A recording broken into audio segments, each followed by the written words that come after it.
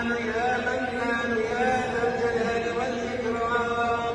أنزل علينا رحمتك في هذه الليلة المباركة، تقبل منا فيها الدعاء. اللهم إنك أمرتنا بالدعاء، وها نحن نتوجه إليك بقلوب سليمة وبأيد طاهرة وبقلوب طيبة وبأعين نظيفة. ارحمنا في هذه الليلة المباركة، تقبل أعمالنا، ارحم آباءنا، ارحم أمهاتنا، أعتق رقابنا من النار يا رب العالمين.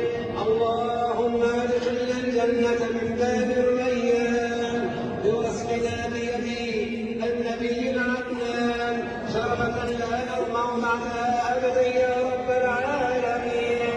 ربنا تقبل منا واقبلنا وعافنا واعف عنا واغفر لنا وارحمنا وسامحنا، وعلى الإيمان الكامل والسنة توفنا وأنت راض عنا يا كريم.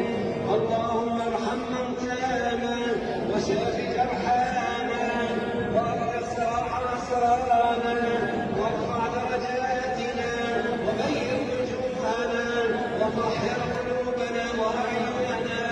اللهم اجعلنا ممن نتوجه بأعمالنا إليك. اللهم نمن قلوبنا من الرياء والنفاق ونقيا من الحسد والحقد والأغلال والنميمة يا رب العالمين. اللهم اجعلنا من عبادك الصالحين ومن أوليائك المقربين، وارحمنا برحمتك يا أرحم الراحمين.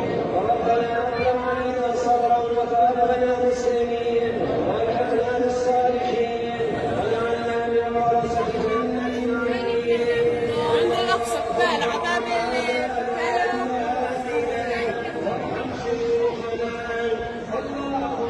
هذا الدعاء من رحاب المسجد الأقصى المبارك في ليلة 27 من رمضان.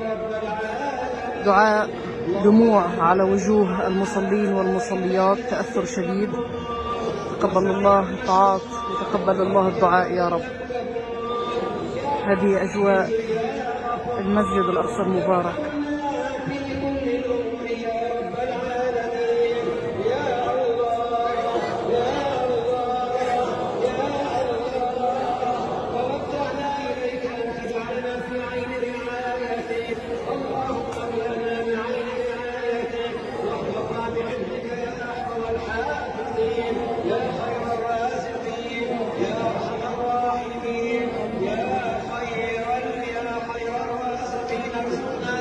طيبا مباركا من عندك يا